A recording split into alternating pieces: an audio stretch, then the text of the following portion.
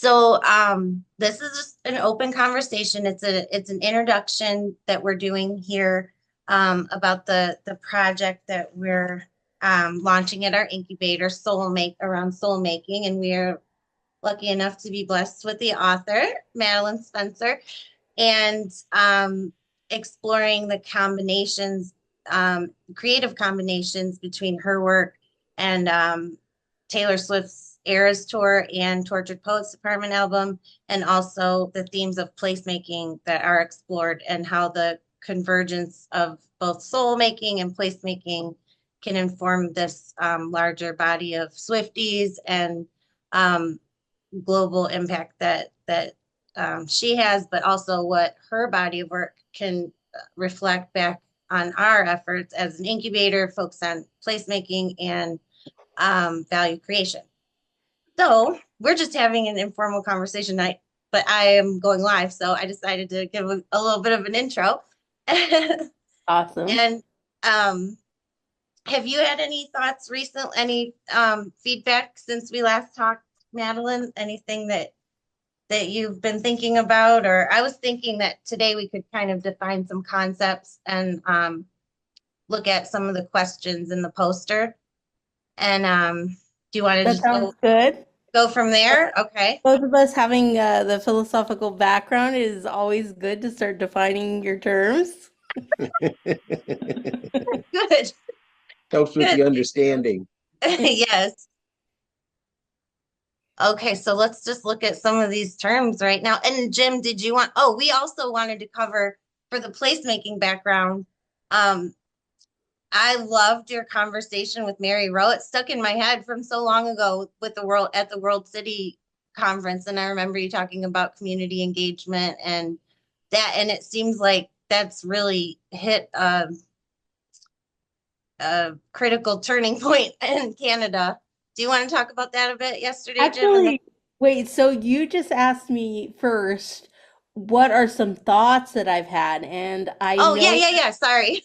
so well so in to answer that, at first I didn't think of what it was that has struck me, but actually I think it was last night.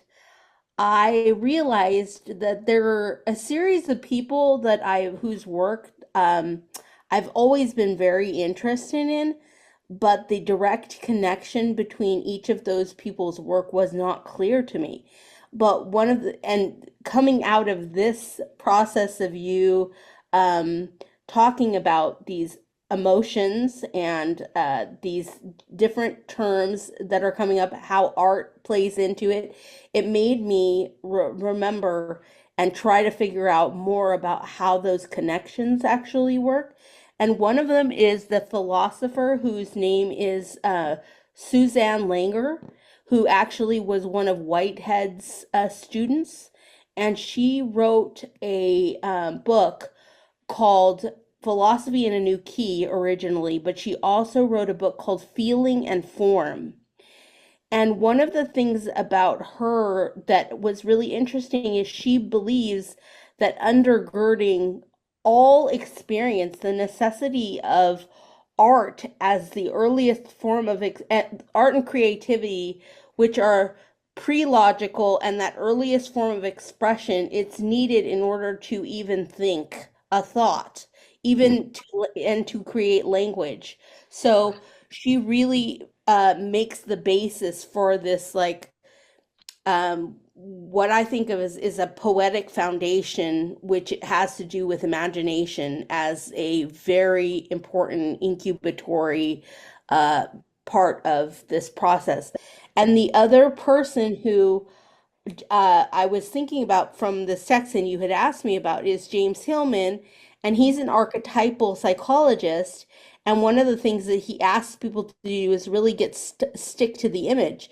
And so the thing with Suzanne Langer is she's looking at the world externally and the art making that's created in the world and talking about how it is preformative, whereas on the other hand, Hillman is looking at what's happening in the mind and in our psyche when it comes to the image formations that actually are archetypal formations of thought and how that gets expressed externally in what Suzanne Langer is talking about. So it's the earlier stage, it's what happens in the mind, and then the other is what happens in the world.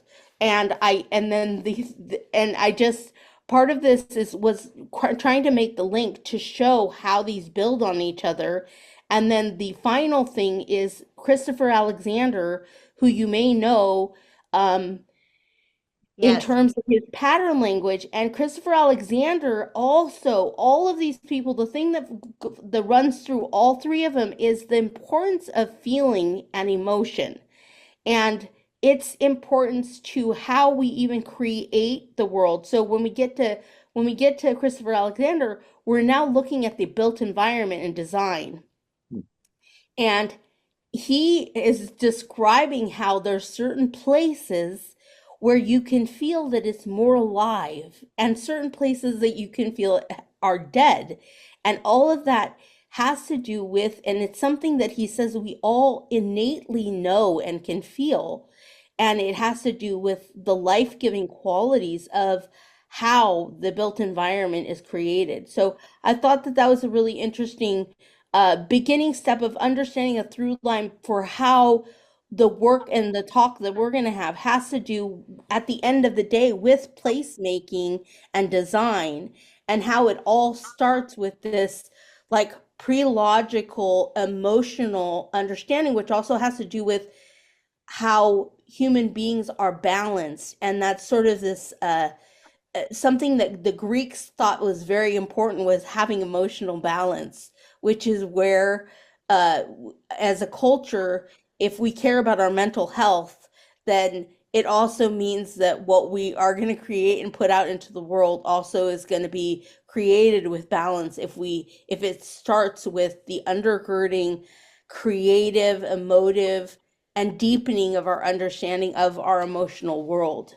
Anyway, okay, so that's a thought that had come up because of the different dialogues that we've been having around this topic. Wow. There's a lot there. Yeah, And I think you, that sums it up. yeah, No, no. Thanks. We'll talk to you soon. right. Well, give us some time here. Let's process that.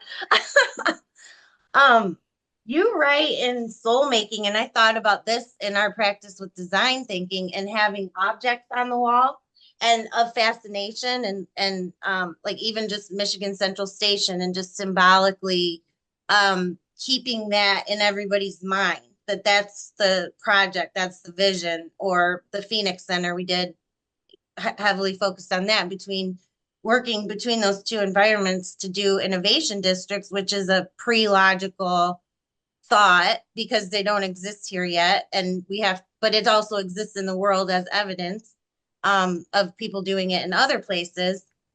But just I had been I kind of made that connection. I can't find it. I have so many notes. Like it's hard for me to just I took too many notes. Um, but like the section where you talked about objects and like fountains and things like that, and like when we were doing Hidden River Place, we really thought a lot about like the significance of the water and the spiritual attraction of kids to cities. We had Rosemary Bear talking about, oh yeah, fountains anywhere you go, that's gonna attract kids, and just getting senators and other people to think creatively that way and help us sort of transform our education system so we can be honoring curiosity and kids in the environment. If there's no kids in the environment, it's dead to us, as Christopher Alexander piece um, mentioned.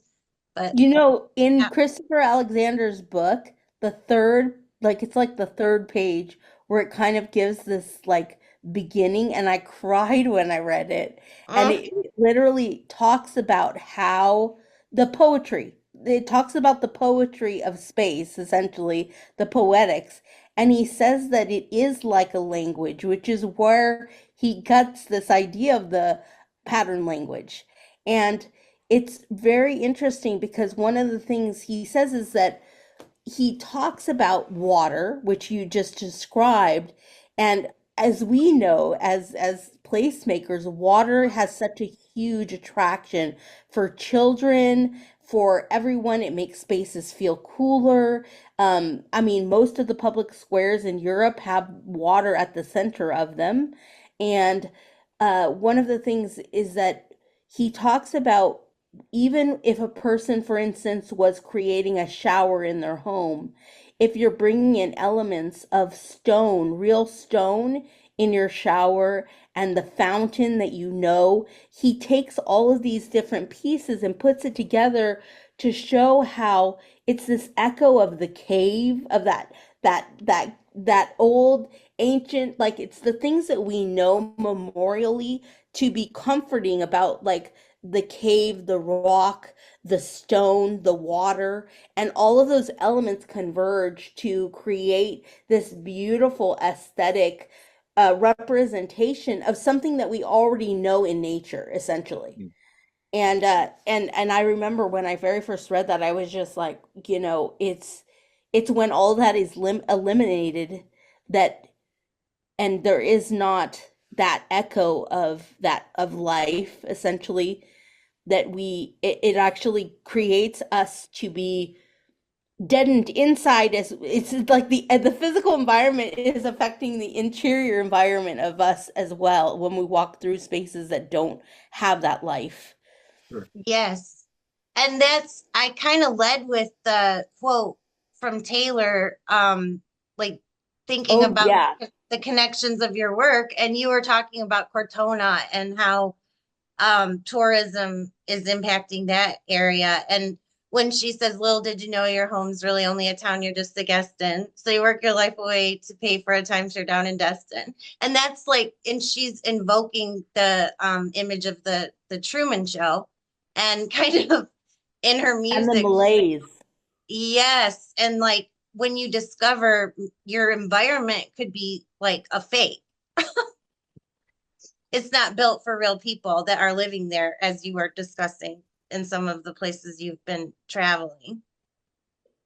Right. And then you also have that Truman Show piece woven in there, the where the simulacrum of even like life is like even a copy of what the origin, like that it's just a bunch of fictions woven together that aren't even, it's not even a real place anymore. Right. But Because you, it's like for a phantom population, they're attracted for like in Pontiac, it's the downtown stays empty, but it's not because of I mean, it's because of a lot of reasons, like post-industrial cities and deindustrialization, all of that. But there's also just a commitment to a population that doesn't live there, that it's and won't be visiting anytime soon. we Because call them the invisible audience. That's yeah, the good. phantom audience. That's good.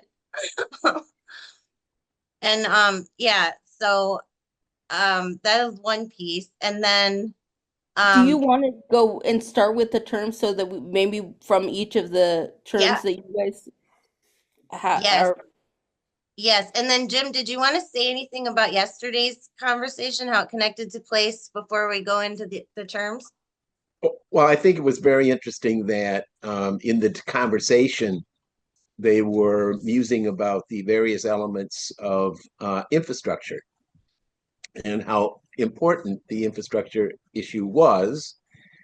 And they landed on, the governmental proposition by which all infrastructure is implemented, but not conceived. And and therein is a design conundrum. And we happened to introduce this late in the conversation, and it completely took the conversation over, which was to make the representation. If you zoom in, Monica, uh, you can see this is the question that I submitted, which is under Monica's moniker. But what is our infrastructure designed to address, and how has futuring remote working hyperlocal social engagements, the most important part, the hyperlocal social engagements, impacted the overall design intentionality? That isn't something governance does. Governance executes. and they will continue to execute that which they know, which is basic infrastructure. I mean, that's simple. But as we were just describing, how does that change from place to place, from place to the emotional engagement that's necessary to really create that drawing card, to create that magnetic thing that is so difficult to pull off if one has no feel. And governance is, feelingless. They're just there to execute. And this then moved to, thanks for letting our circle know about the State of Canada's Cities Summit, Ottawa, and so forth and so on. And then down, someone asked, actually responds to the question, good question, infrastructure needs to be redesigned inclusively, thinking about the current and future trends of what physical spaces look like. This is the essence of all placemaking. And yet governance has no tie to that understanding. And they're often a decade ahead of something, attempting to go by the book and go by the numbers, and has nothing to do with the engagement proposition. Hmm. So I think we have But the some, engagement proposition is frightening because the engagement means that things are going to change and it's not right. static and new things are going to emerge. And how do you deal with this? How do you deal with it unless you design iteratively and continue to build on things as they come? Well, this is kind of what took place in this moment. Okay, is that the recognition by the people who were engaged in this conversation that that was true, and that that was probably the most important thing to focus on. From the concept that they were attempting to develop. How do we impact our infrastructure when governance has no understanding of what it is exactly should be determined as it goes about making 10-year incremental changes, and spending billions of dollars on perhaps the wrong thing. Mm.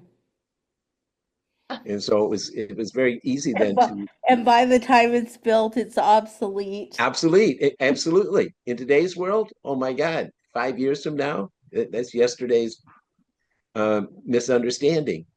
Mm. So And we, we get kind of left there, and we're kind of looking forward to the next opportunity that this represents. They're talking about all of Canada. They're not merely talking about a place. They're talking about how are we going to impact the governance in a dynamic fashion so it can be replicated. What was this conversation, by the way? You didn't really introduce what it was that you guys. well, I thought the flyer that I received Oh, had, City Talk. yeah, City Talk, and the one that I had was, it had Bruce Katz and Richard Florida on it, but this was different. So this, I That's really, coming up. That's coming up in a week. oh, okay, Okay, this is the build up to the Bruce Katz discussion. Okay. okay, And got it. here's an amazing thing. We cornered Bruce Katz in another conversation with Brookings, on the very same issue. I should show a little piece. I should show your opening. Okay, carry on. I'm gonna find it and I'll put it in here. I'll show Well, you. the point of all of this is imagination and creativity in that basic curiosity, which is alive and well in most of us, but should be alive and well in all of us. And it starts something as naturally as a first grader or a kindergartner or pre education, and and yet by third grade it's gone. It's basically ruled out as being of any value because we already know what we're going to build you for, and you really don't have to be thinking. You just have to be able to be cognizant and carry on whatever position we might find you in. And that's gone now. That has disappeared from the face of the planet, and certainly from the U.S. Well, on top of it, children have highly structured environments these days, and there's this fear of going outside like alone. You're not going to get, what is that group, the Little Rascals, who get Right, into trouble, and it helps them to figure out different ways to deal with different problems in the world, like, right. which we find hysterical, but at the same time, like, I don't feel that there's kids getting into those kind of problems anymore with the kind of hyperstructure that people have on kids. So COVID has done us a favor. As much as it's been a damaging proposition, it has done us a favor because 30 or 40% of the kids are not going back to school. They're in Pontiac or Uh, everywhere. it, across the Detroit, country. yeah. It's much to do like COVID had the impact on remote work, and people are not going back, and so forth and so Mm. on.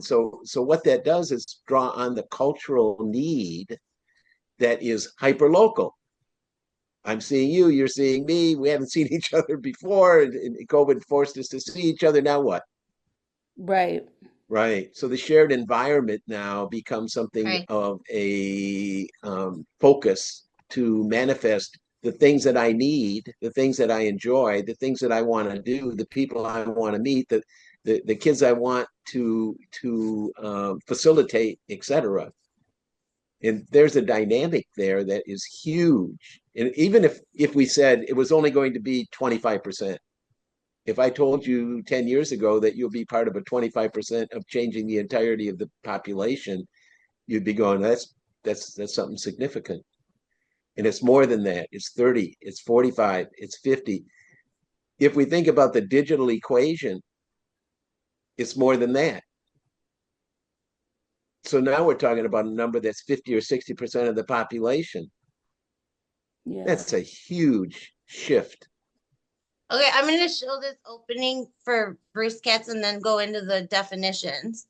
But yes. Because you, Yeah, it was just a conversation that we were having, and we brought up the same scenario.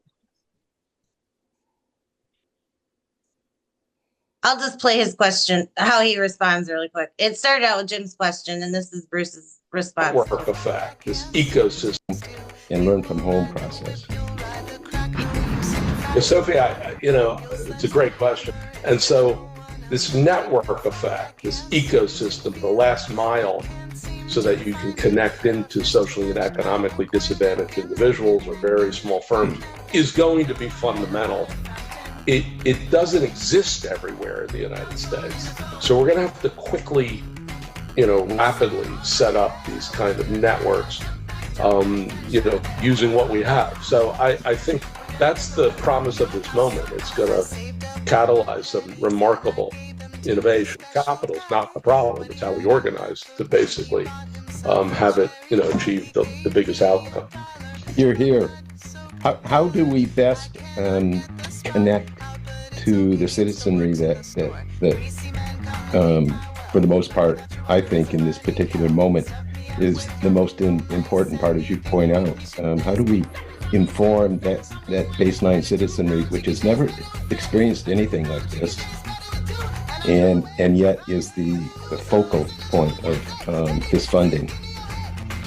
Well, I think we're going to have to go to where they are. I mean, I do think in the health sector, what's remarkable about the last year, whether it was around testing or whether it was around vaccinations or whether it was around general health disparities, hospitals, care providers got out of their fortresses and went into communities. I mean, Detroit, the Phoenix Project has had this, mobile sort of labs moving around the city. Go to where the people are, go to where the entrepreneurs are.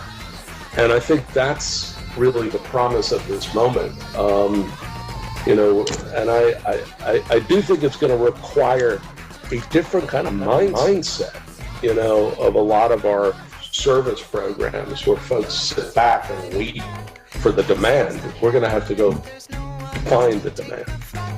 The citizens are the experts now. Yeah. And we have to find a ways to raise their voice.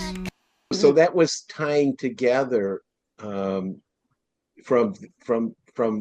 the infrastructure point of view, the reality of finding out what the citizens truly need or Right. want or care about, as opposed to making that decision for them, which is And what what their is inner selves, it's making that visible through design, through just connecting to the soul making project. It's something governance doesn't do. Because they're soulless. No, we found an amazing group over in Philadelphia called Connect the Dots, and they Mhm, do the actual engagement. And they're getting some luck in Philly where institutions are starting to hire them at the beginning, so mhm, that the community can be a voice in the process. And it's one of the most like robust, like connecting frameworks that I've seen mhm. for the process that's needed all over the place, which has to do with really working on community engagement, or really community engaging community, that hyper local like work. And Right. we just finished a grant today specifically, which I think I sent you kind of a copy of it, but it's for the EPA, and it's for a hyper local scale, organizing around across the whole city in order to bring forth folks that are really interested in the environment to create a cohort that would be a part of an environmental justice committee that would start, targeting some of the areas in the greatest need. Mhm. Well, the work that we did there in Pontiac is now coming in drawing about a $250 million investment from the county Mm-hmm. because they bought the towers, and now they're in the process of destroying the Phoenix Center so they can Okay. rebuild another one so they can have the cars stream into downtown, which is Um, exactly opposite of what should be happening. yes. Yeah, you have a natural barrier there called the loop, Hmm. and so you can control your downtown. So their solution to their problem, which is there's nobody downtown, is to open the town up and allow the cars to stream in. That's a 6x9 matrix, 6x9 block matrix in the loop. So it's like a Barcelona super block, Hmm. and there's no cars in a Barcelona super block, No. One of the things but there's a thriving in community. One of the things that ties to this project we did when we did the Taylor Swift Eras Tour Detroit, um, we made it like into a friendship bracelet project that would do recycled materials, and then also worked with the regional transportation authority to try to bring a transit solution because everybody is showing up in Detroit still in their cars. Like there's no, we were the, that was one of the fun things that you were like watching all the Swifties like content and the ones that would take the train or whatever, but like Detroit just doesn't even have that option. Mm-hmm. Mass transit's not their strong point.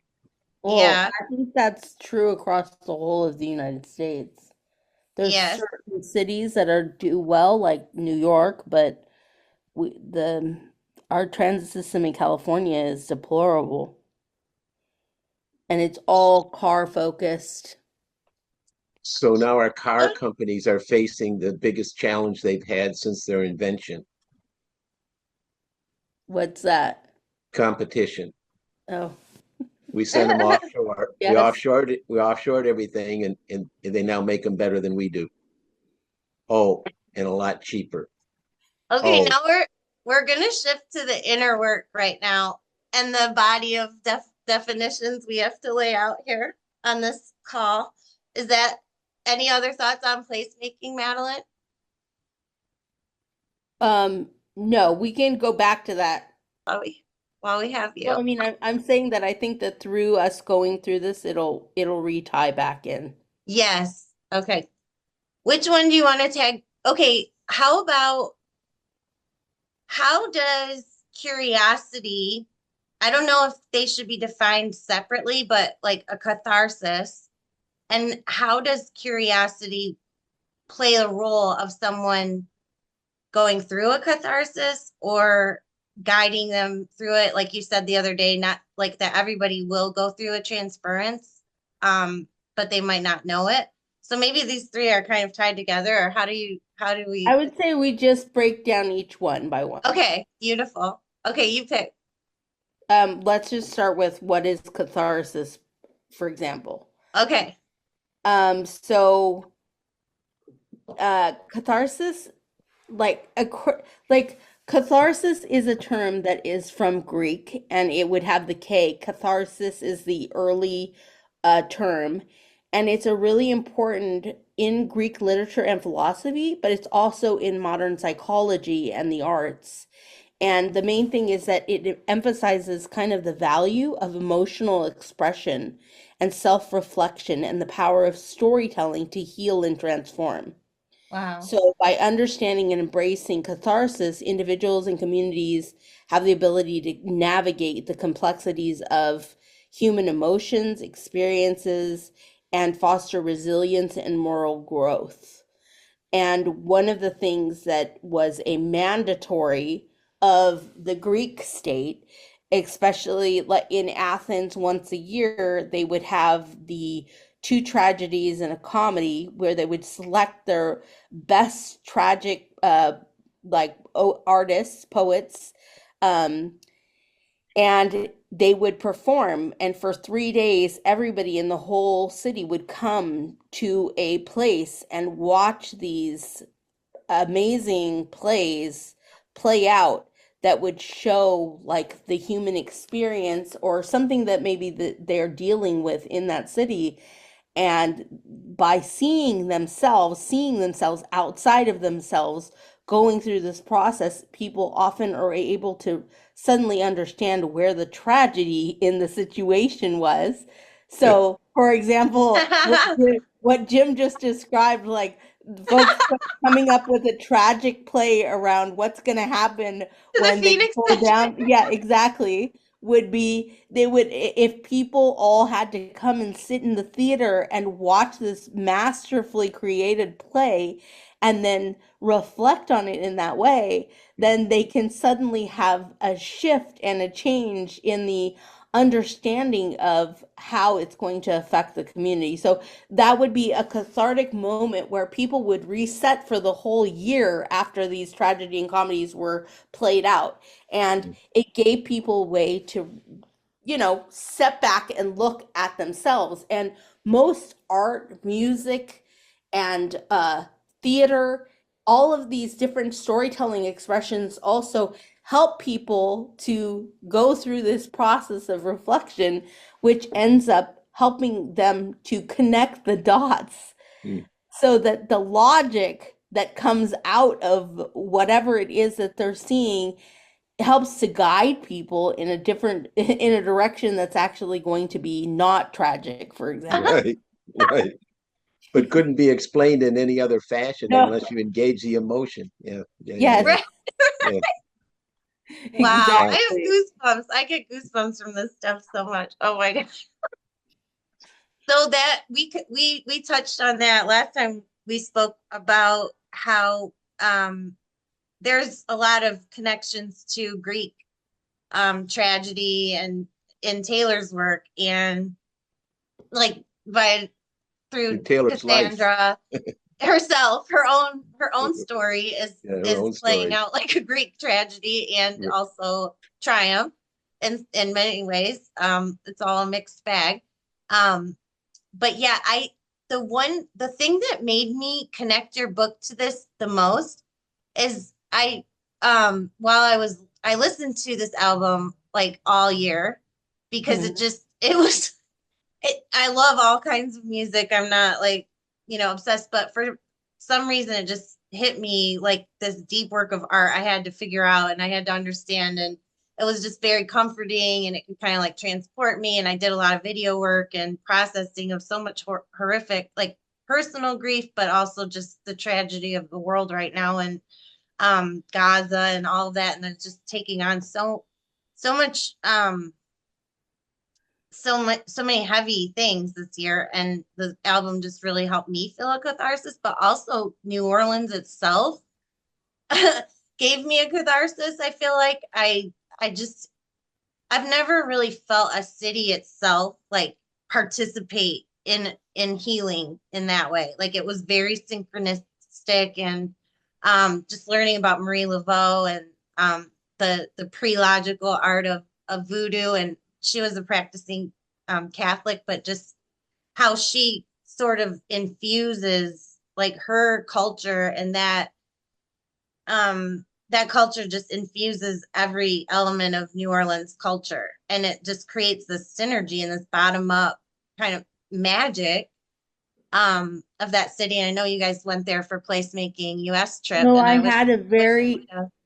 that just like you, the experience of New Orleans was a very transformative and a very big shift happened to me. And I think kind of looking too at this idea of the Greek tragedy is that Aristotle, in his like one of his seminal works, which is called the Poetics, he pretty much argued that like tragedy is there to arouse feelings of pity and fear in the audience and to lead to the purgation of these emotions through witnessing the struggle and downfall of like the tragic hero. That's where the audience starts to have this emotional release. And one of the things is like it was a very, first of all, like for me, New Orleans has this insane history where 50 years after slavery, it still was selling slavery, domestic slavery was still happening. 50 Right. years after slavery ended, and you can feel the energy and the distinct energy of the place, and also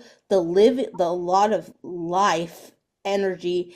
And I remember a lot of people there were telling us, we're tired of hearing people talk about resilience constantly, because they're like, we know what we can do with nothing. We want to Yeah. talk about how we're going to thrive as Wow. Right. people beyond this ability to hang on, because one catastrophe after the other is occurring to us, essentially. And it was a very profound moment for me personally in my life, but also to see it and hear it from folks in the place. Yeah. Yeah. My cousin, she works with um emergency legal resources and the disaster relief community there, and that's the whole thing.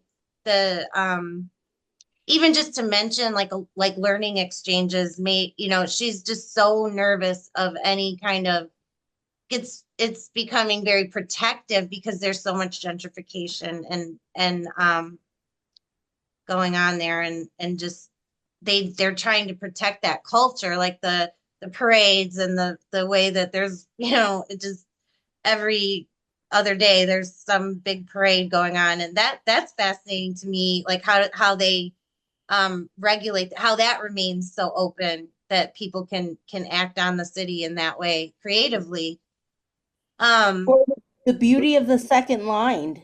Even I mean, though there's so much corruption too, but it's crazy. But sorry, go ahead. Yeah, the second line. like the second line where people celebrate when someone dies with a second line, meaning that set Yes, of the music where yes, they parade down the street. So to me, something that I feel like a very important understanding, which I feel like our culture in the United States specifically is lost, is that there was this need for an understanding of emotional balance and how to confront and process feelings. We don't mourn in this culture, so even the like when you were talking about catharsis, it's if you're not mourning, then you can't have a new starting point to do something new and better, which that digs into the ability to be creative. And I feel like as we're talking about like what has happened with the Tortured Poets Department with Taylor Swift, is that Taylor Swift is evoking and allowing for people to go through these and process emotions about very things that they're doing through the art and yes, through the music.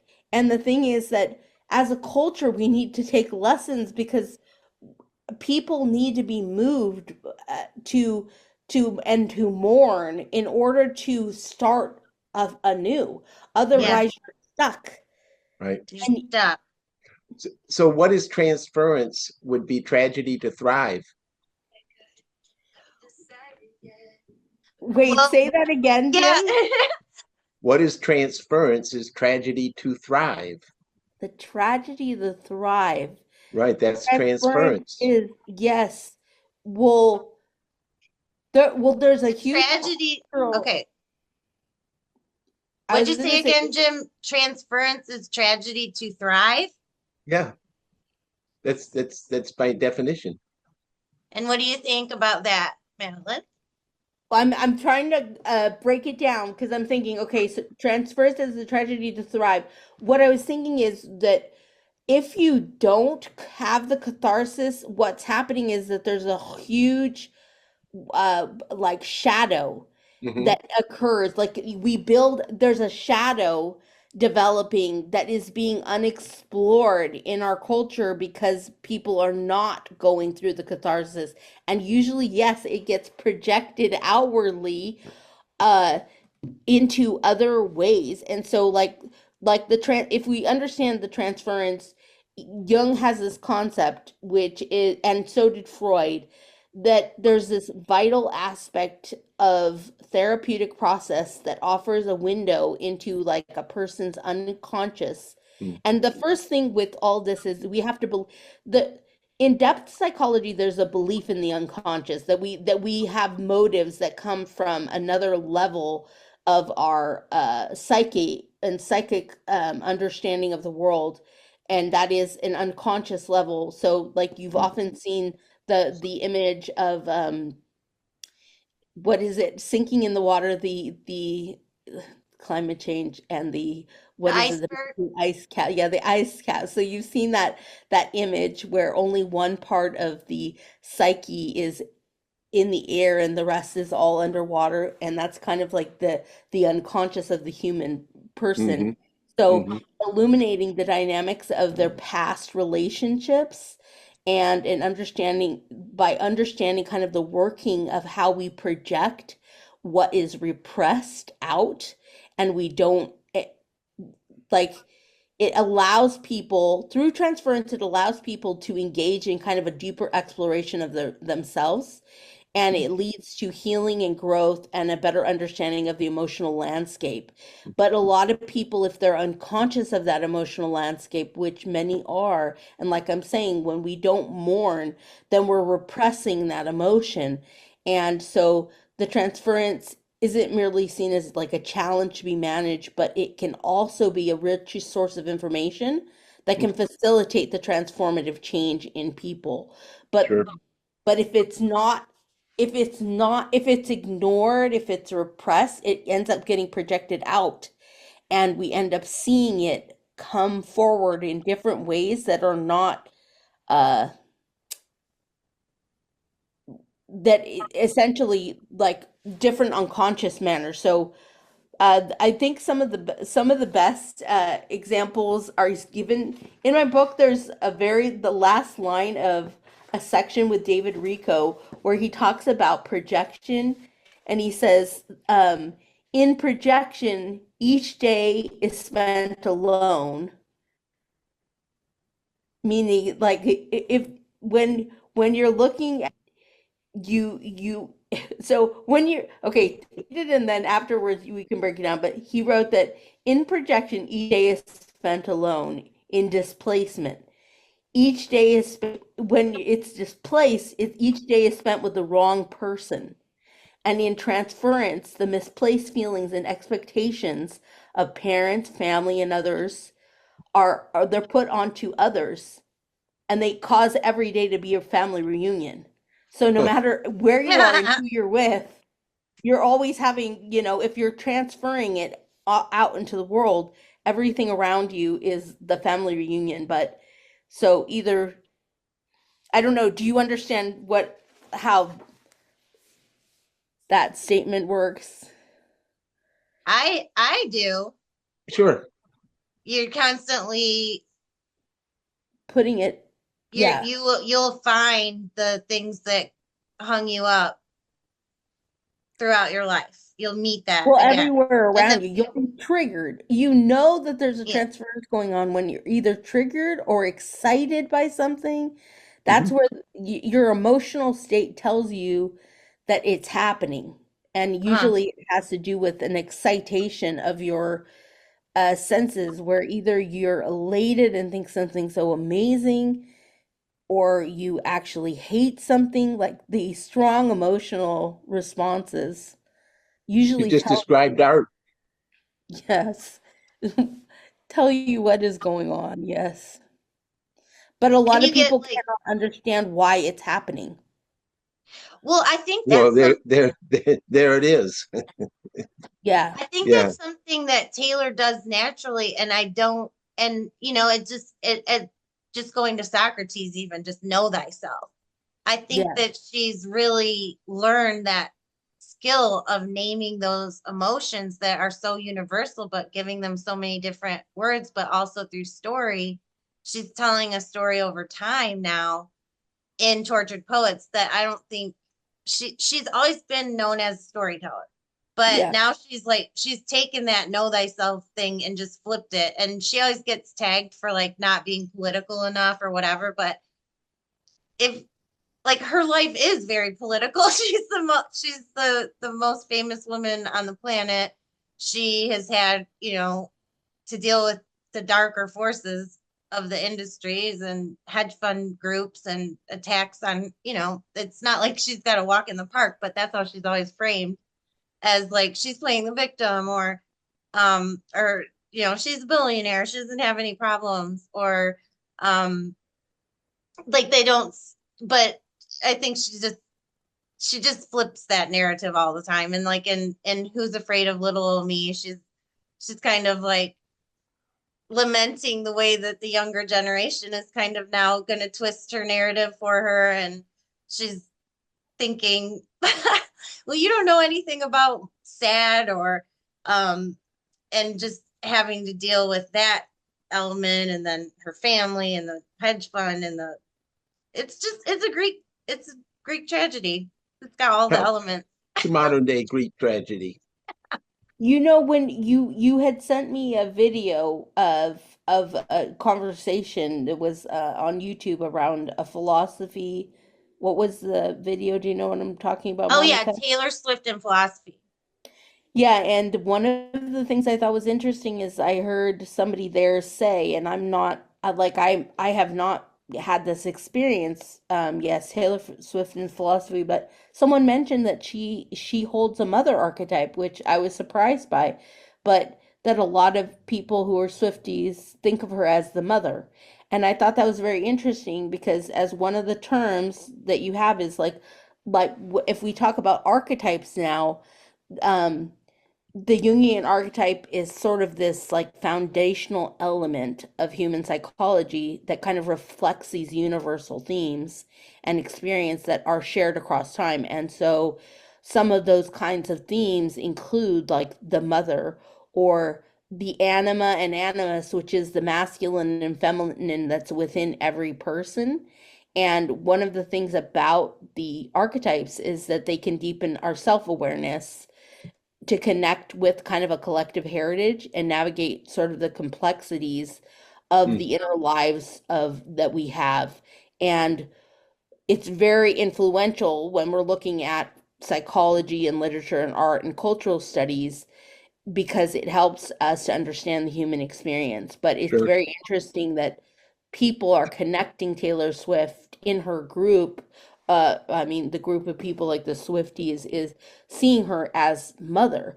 And then, of course, if you break down mother, like there's a lot of different ways, because, in Jungian, there could be the bad mother, the good mother, there's all these different mothers that are a part of that. Or there's like a universal mother. We think of the earth as mother.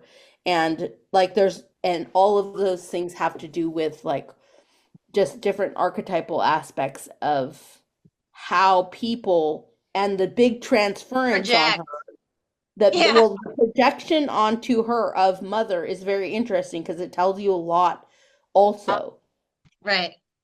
It does. There's also a darker element of her, like in Lavender Haze in Midnight, she talks about like the 1950s shit they want for me, and she's saying that she doesn't want conformity. So there's this balance between what's her public, like what are the demands of society and what does she really want, and are people really listening to her?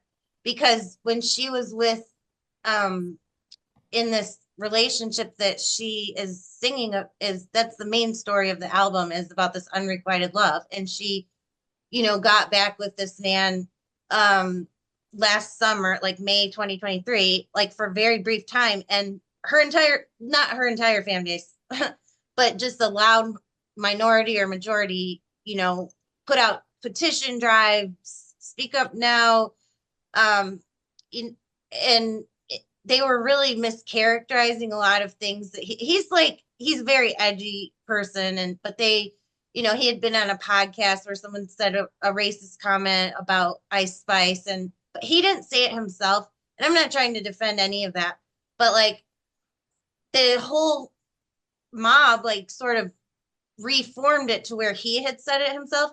And then, like in every major mainstream media publication, it was like Maddie Healy, the racist, the misogynist. Like they just would tag him and label him that Right. way. And it was really like it And was horrible. I thought it was horrifying. but again, so if we think of that in the context of the Greek theater, the chorus is the mob, the people who were the thing, and they will create the chorus and will create like whatever it is that it's amplifying. So they're saying whatever it is they're saying, and then there's a reaction from the main characters in the play, but the chorus is always there. They're always a Right. part of it. And it's represented, which interestingly, going back to She calls when it, just Jim, one real quick, in Cassandra, she calls it the Christian chorus line. But go the ahead. well, I mean, when Joe was talking about that we don't allow the chorus to be a part of our a lot of times in our building of the city, we don't even allow the chorus to be a part of it, Right, essentially. right. And Yes, that's the other thing. It's like because they're afraid of mob. I know that that's the way the French and American revolutions. Hannah Arendt talked about that, about how um, that the American Revolution, she was more interested in the political foundation of it, because the French Revolution had set up like a mob rule where, off with their heads, and it was very bloody and all, but they felt that she thought the American Revolution could be more stable. And I kind of disagree with her on this. I'm a very big Hannah Arendt fan, and she's one of my fascinations, I guess, or objects, but not object, but you know what I mean. I don't know what you talk about a person for that with, but um, she maybe is wrong, but she thought a representative republic was better than direct democracy. But then she also wrote deeply about the power of local councils and bottom up democracy. Um, but I think that that's ingrained in a lot of our public service professionals, this like fear of the mob. They think, but then earlier you said, no, it's about change. They don't want to change. Like if you engage in a positive, healthy way where you're acknowledging the emotions and the dreams and aspirations of people, you do have to change. There's like different dynamics going on there. Does that make sense? yes, and I also think it's a relational play, and we were talking about this. I mean, we a lot of times have this hero, like the savior and the hero are huge archetypal elements of like our culture where, there's that person who embodies the self-discovery and transformation, but also it allows us as people to see the hero and not have to do the like Jesus can die on the cross and then it's our sins are saved, but we don't actually have to do anything after that kind of a thing. Where I mean, and that that might Yes, sound, that's what happened but with Trump. That's what I see when Biden was elected. Everybody went to sleep. Like when Trump was in power last, everyone was they knew, whoa, there's something off. But then Biden was elected and everyone just like went to sleep. We still had all of those underlying elements, and now we have Trump back. Yeah, I just think that we'll allow somebody else to go through the trials and tribulations, and that's something that, I mean, even sports is one of the biggest examples too, is that we this I wish all war was actually sport and we could Yes, all have it as a stage, and then youth and skill. it has to have the rules, and they fight it out on the battlefield, and then at the end of it there's a winner and loser. I mean, Yeah. instead of it Instead of being just bombing away, it's just right where fine. we can't yes, where it's like dissociated from like our purview, which now it's not because of the internet, but yes. Yes. Um, okay, what do we want to cover? We're at an hour. I said an hour, but we can go however long. But how do we, okay, one thing too, one connection I want to make is, okay, she talks a lot about chemicals and like, okay, in But Daddy, I Love Him, which is the song that kind of recounts how society and her family intervened on her relationship.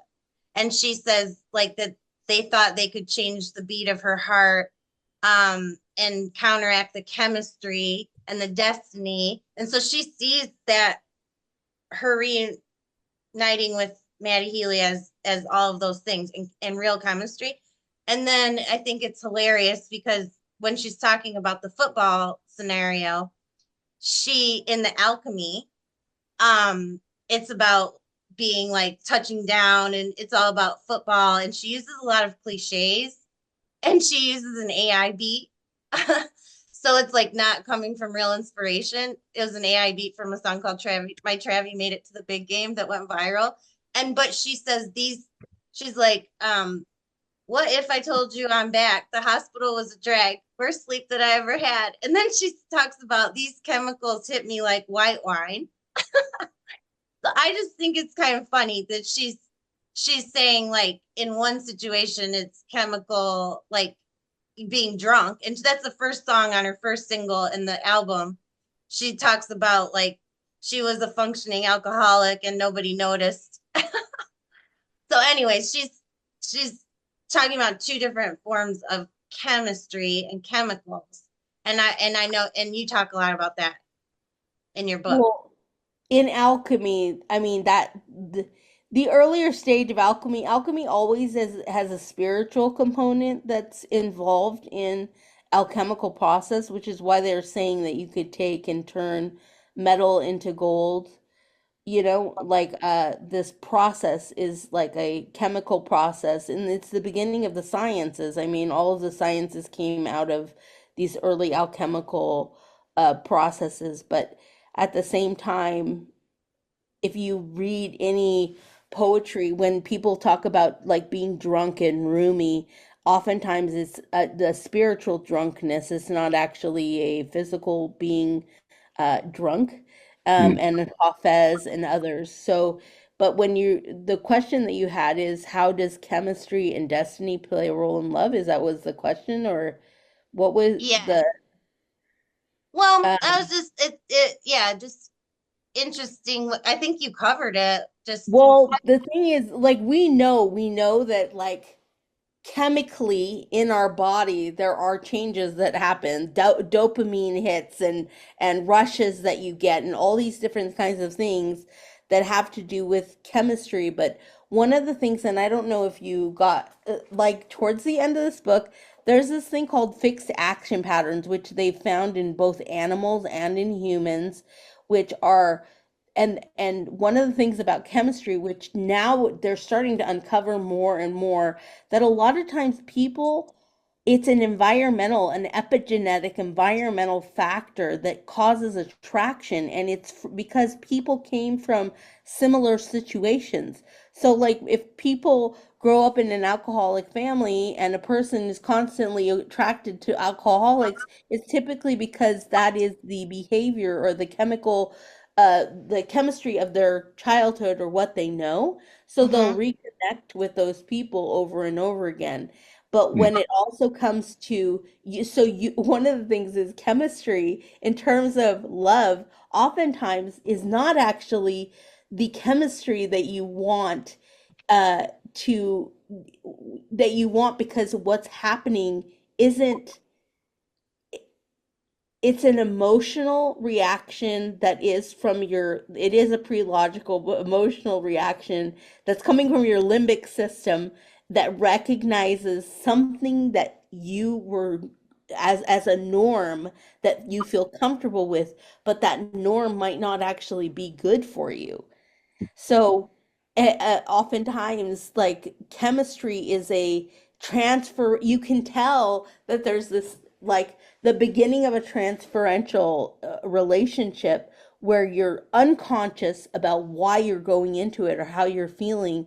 It happens in this kind of chemical release and experience that you have. And I think that there was also a really good section that talked about kind of the phenomena that occurs in that early recognition in the early fall, what is called falling in love stages, which Hmm. there the first thing that happens, there's four different stages. And again, this is Harville Hendricks's idea, but he says there's the phenomena of recognition whereby the mate seems to resemble one's primary caregivers.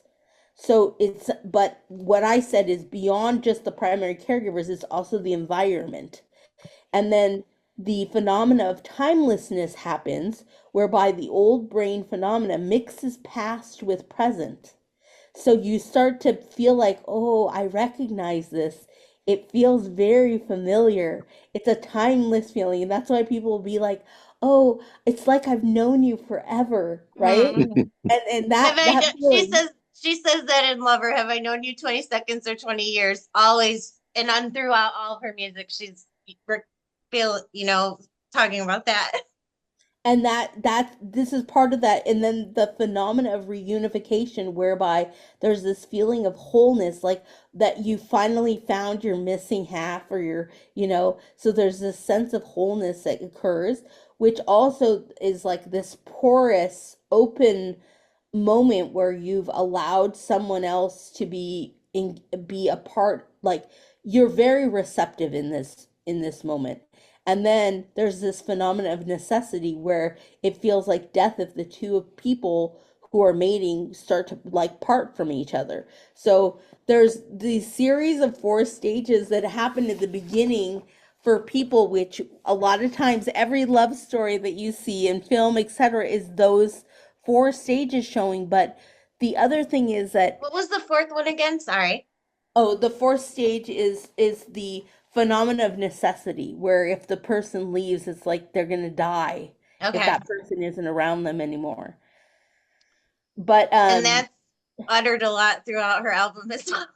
But this idea of destiny and love, it's really interesting because when I finished writing Soul Making, one of the things that I came to is I'm like, actually, love is not love. It's what we call love is not what we call love in this romantic notion of love isn't it may have triggered a sense or sensibility of an essence of what is that porous openness that we love, that we love that radical openness, which is this the most curious state a person could possibly be in, is in this radical open moment where they're really able to open themselves to another being in a way that they normally cannot. And it usually closes down at some point in the relationship once they leave the honeymoon phase.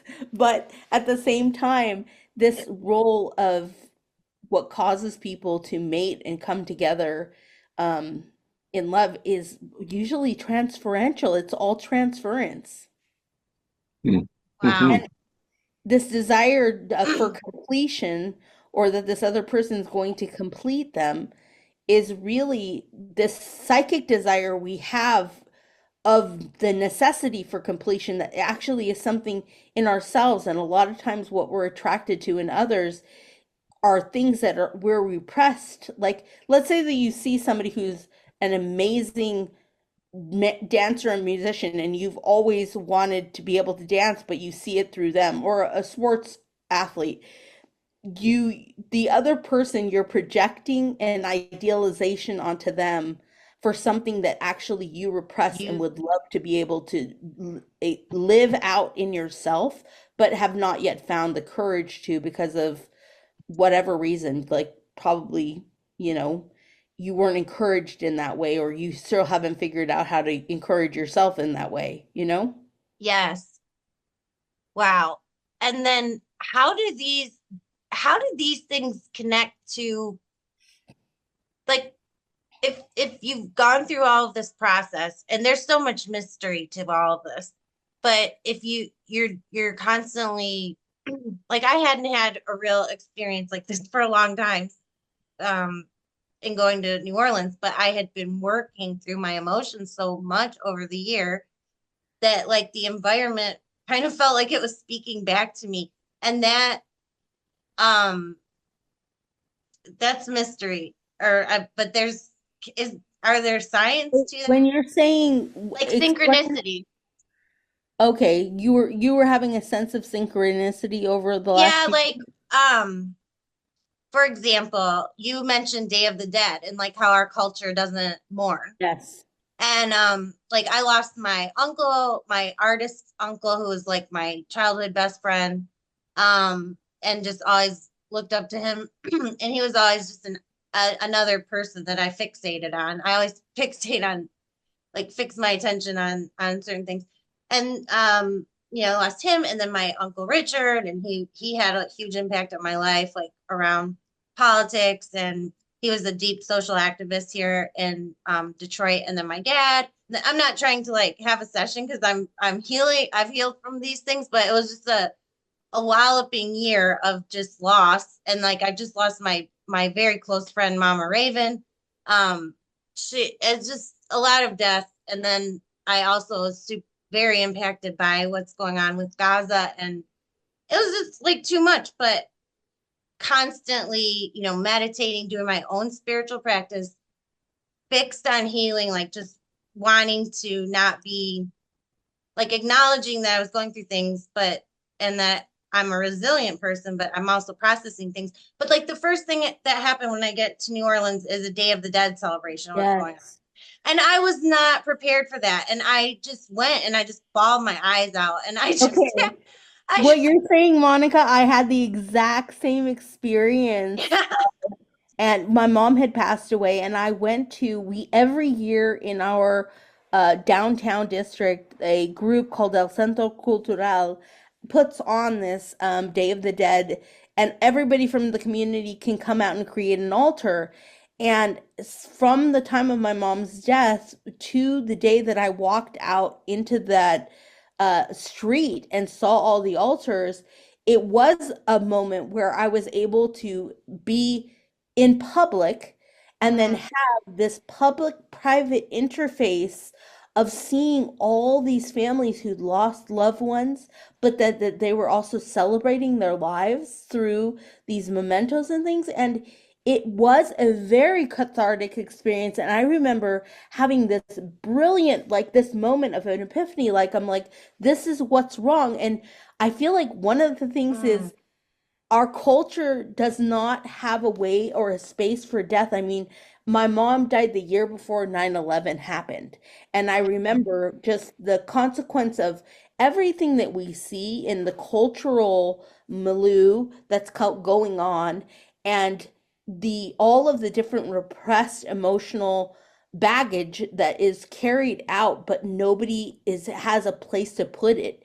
And when you have actual practices by cultures that understand death, and much of the Asian culture have beautiful practices for death as well. And we did a whole thing for Placemaking US on that, on cemeteries. Mhm.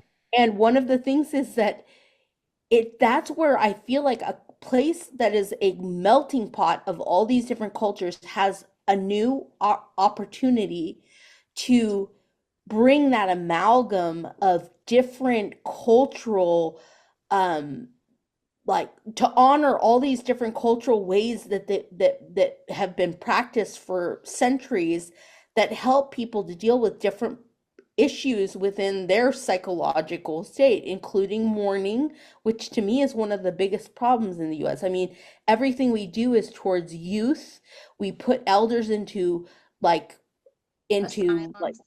yes, places that are away from community, and whereas in other cultures, like the elder is there with them the whole time. So I think that there's so much that we can learn from places and people who understand how and have known for a long time how to deal with these different kinds of emotional topics.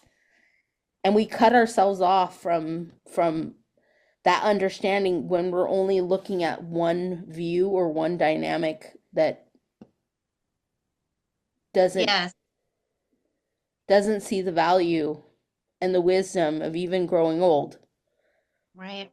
We were advocating for that during COVID. All these COVID deaths that are unacknowledged, and Yeah. it just piling on. And now with Gaza and the Arab American community thinking that they just have, they're expendable, and just there's just so much. It's so bad. But I feel the only silver lining I see is like there's finally a new movement of people that like they know there's problems. Now Trump is back or whatever. I don't know how we had to go through this whole cycle of not learning anything since he was elected in 2016. Well, I We think I'm curious for you and Jim, like as we're talking about this, I feel like there's a couple of things that we have just kind of noticed, which is this baseline of creativity, which is necessary to be able to regrow like our cities, regrow spaces, regrow our culture, etc. It requires us to be in touch with a catharsis and a place for mourning so that we can actually also have a beginning, a new place to build again. And I'm curious what you guys' thoughts in terms of this whole process and project, like when we're getting down to creativity and the will to create.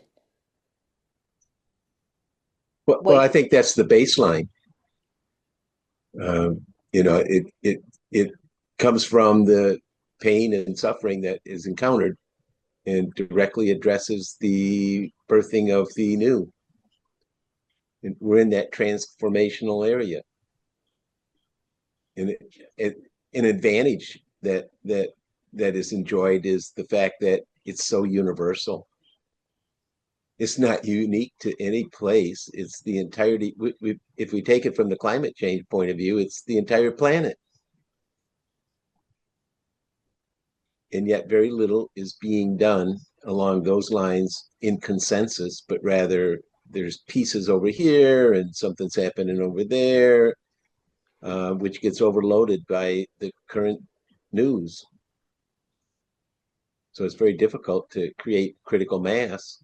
and that's why when we are testing design thinking and these process, because it is pre-logical, but it's also very logical. But dealing with kids is so, I mean, we do all of the work with adults, but and you hate to be harsh, but there's just they're not gonna contribute in that way.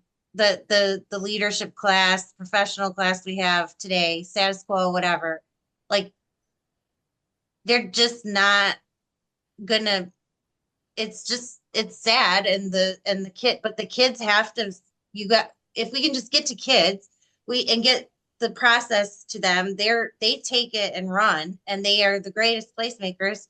But there's just these institutions that are in their way. But with digital learning and other things, it lowers the gatekeepers' power, but it's still difficult. But we know, but no, just knowing that design thinking and creativity and critical thinking are the skills that we need in this world now, and that kids have them, and that they can run with it, and they can understand like deeper concepts, that's comforting. They don't have all the But hangups and these are big timeline projects. You're talking a decade or two. I mean, look at everything around. It's out there a decade. EVs, for example, climate change. It's 3 decades. It's 2 decades. The kids are in the moment. They are the change agents that we're addressing. It's their world that we're talking about.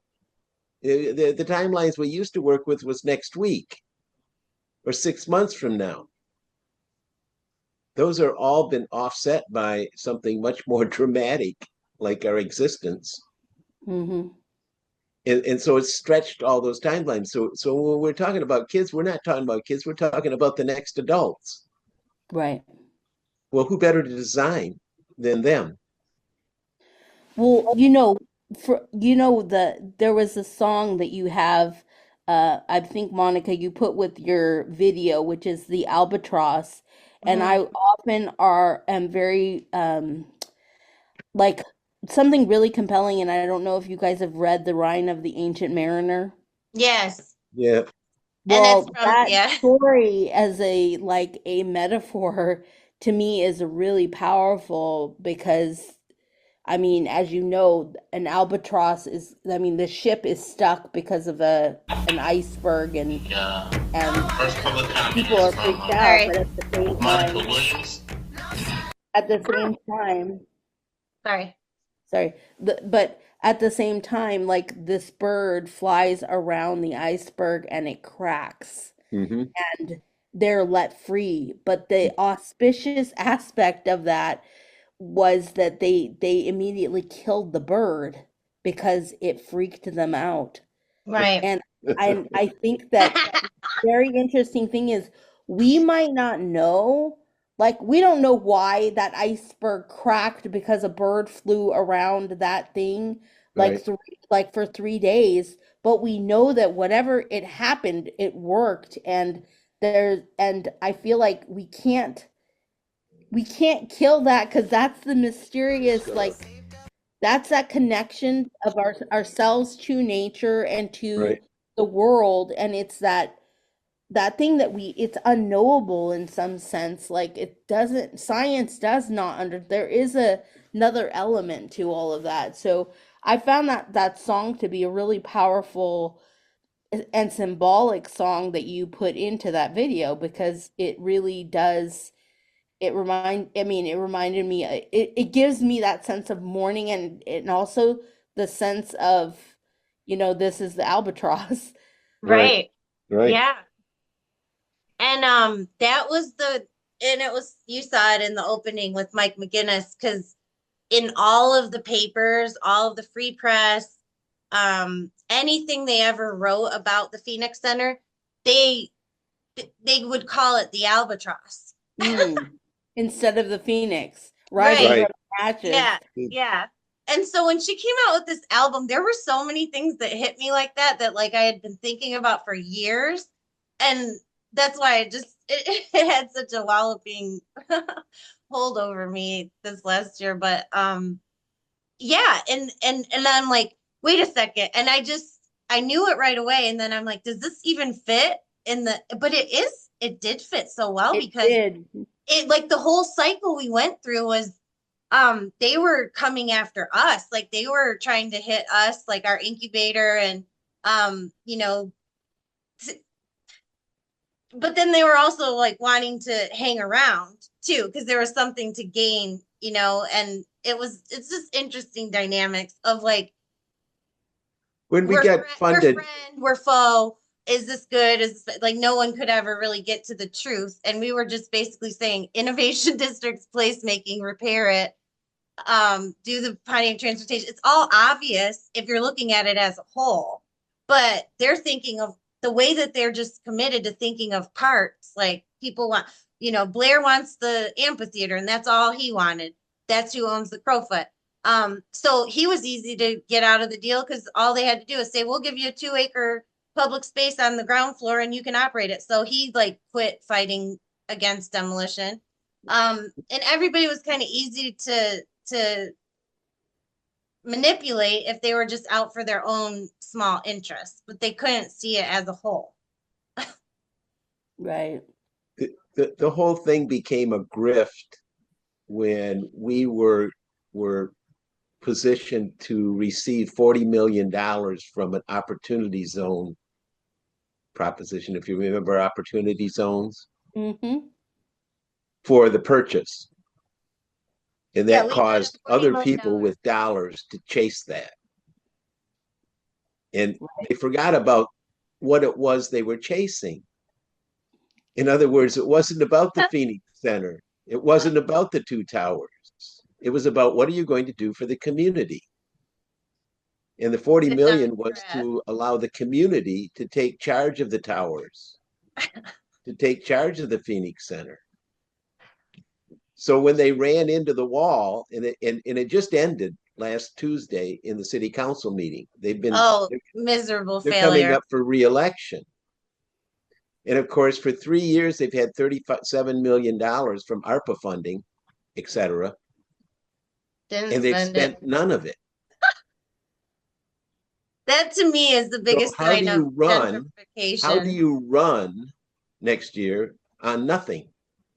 And you had 40 And so the million, city council 37. president and the mayor are now on offsetting each other for each other not having produced a thing. Mm.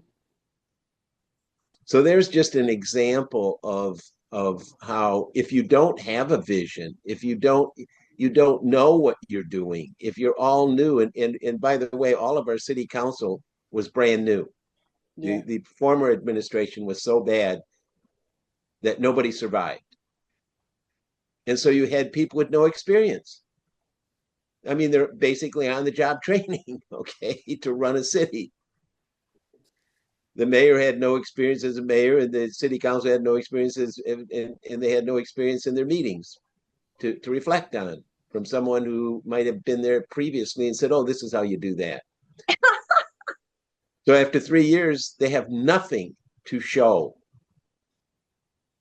And that's what came up last Tuesday. And so now we have the offsetting situation. All of the things they promised are not going to happen. Not one of them. And they may lose 14 million of the 37 million because you have to allocate it by December the 15th. And they have, and you know what it is to come up with a good idea. Yeah. It's when you're Just not do thinking it. about it, it's easy, and when you are thinking about it, it's nearly impossible. Like you could never have just written this beautiful book. And then if it Like, have to, if it has on to the meet spot. ARPA guidelines, which Right. they hadn't read, nor were they even aware what it stood for, what ARPA stood for, American Rescue Plan. It's only been on television, and it's only been in everybody's mind for the last 4 or 5 years, but they knew, not one person knew anything about it. Mm-hmm. And so it tells you that they don't also know anything about the guidelines. And one of the things about ARPA funding, which is unique, if you don't and aren't able to go by the guidelines, and they find out that you somehow went around it You have to give or it over back. it, you have to pay it back. Right. That's just like a killer understanding. So here they are at last minute, 14 million that they haven't allocated, and of the 30 million that they did allocate, I doubt that they actually have made a good choice on anything that I'm aware of. And so this Tuesday, they all recognized how dangerous a situation they were in. Mm. And basically what they agreed to is they didn't have time to do anything between now and the date certain. And they are about to lose 14 million of their $37 million, of which in total they lost 30 or 40% just to inflation the last 3 years. Had they spent the money 3 years ago, they would have been a lot further ahead, regardless of what they're spending it on, than currently, because inflation has taken 30% of the value right off the top. So it's just an example of failure at the governance level, and why it's so important to be focused on the realities of the situation you find yourself in, regardless of what place and space you may be facilitating. And we're really excited about the folks from the Canadian network, because I think we could tie the infrastructure discussion with the group that we had an impact on yesterday, because they're doing infrastructure for the entire country. Mm-hmm. And so I think this thing in Vancouver we could really do something meaningful with Canada and with the Canadian Network for Imagination and Creativity, with their WCI World Creativity Innovation Day, charrette that's running for the year, and this concert that's taking place in Vancouver. Exciting. We just have to figure out what kind of possibilities that represents. Yes. And I don't think it has to be, I think the simpler, the better. I agree. You know, it sounds like it should be something really large. And I think it's large in and of itself, and it needs to be something simple, like curiosity, like imagination, like creativity, which are all simple concepts, but very difficult if you haven't been used to thinking in that fashion, which obviously educationally we don't do. We take that out of people's minds by the time they're in third grade. And that's a good kind of tie up with the the album. And she talks about a curious child ever reviled. And she talks about the experiences of, and then other times she talks about how she used to love the book The Secret Garden when she was a precocious child. And then she talks about like growing up precocious sometimes means not growing up at all, because like societal forces will come around and try to like order and say that the pre-logical part of you is not real. And so, like, this body of work needs to somehow translate for kids, which I think it does in our process. We always think of as because you're asking for thought, you're asking them to think, and so that kind of kicks in the process of they'll like learning from a younger age. But what do you think about that? Like with kids learning curiosity, would they naturally I become think cathartic?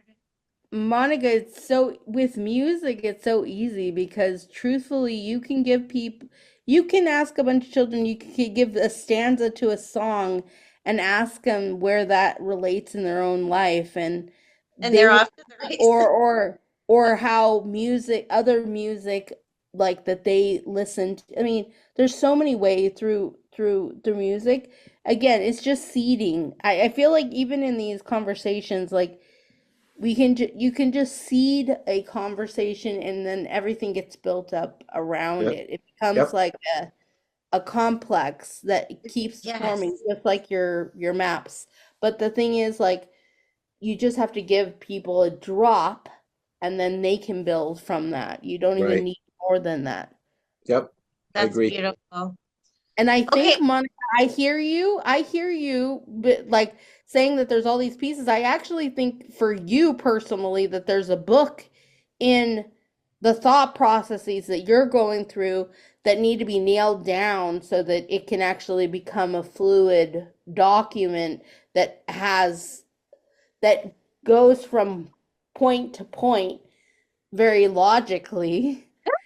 Mm-hmm. But just like rather than just the emotional excitement, but like really goes through each of the parts and shows how they translate into each other.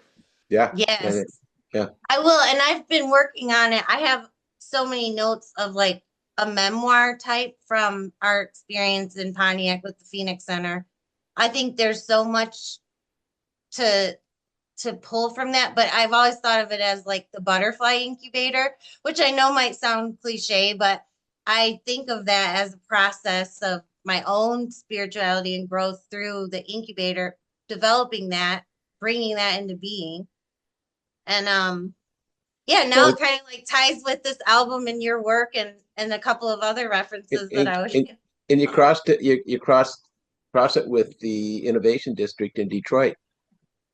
yeah, and then being here because the modeling between the two, the Michigan Central Station's been all about EVs, not actual train station.